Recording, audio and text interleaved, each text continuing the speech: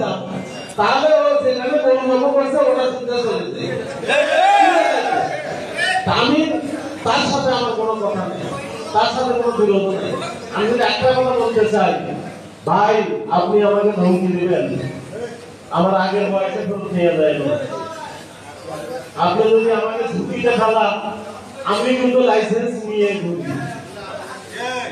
1 second লাগবে না ভাই, 1 সেকেন্ড লাগবে না, যেহেতু লাইসেন্স আছে 1 সেকেন্ড লাগবে না।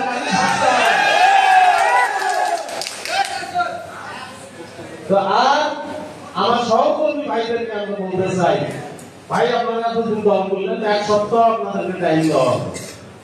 এই 1 সপ্তাহের মধ্যে আপনারা নির্বাচনী ছাতার নিচে আসবেন, নির্বাচনী পতাকা তলে আপনারা আসবেন, আপনারা ধানের শীষের পতাকা তলে আসবেন, মনে প্রাণে আসবেন, এদিকেও দৌড়াবেন ওদিকেও দৌড়াবেন, এটা কিন্তু আমরা বুঝে ফেলাবো।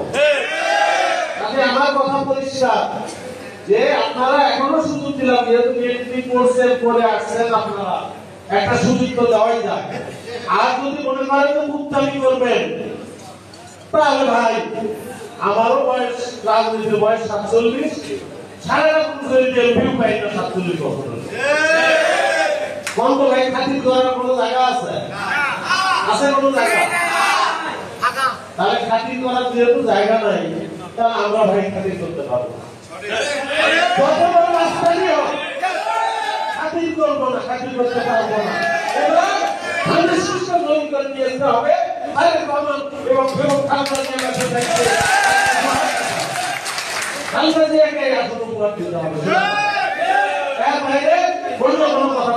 সবাইকে ধন্যবাদ। আসসালামু আলাইকুম।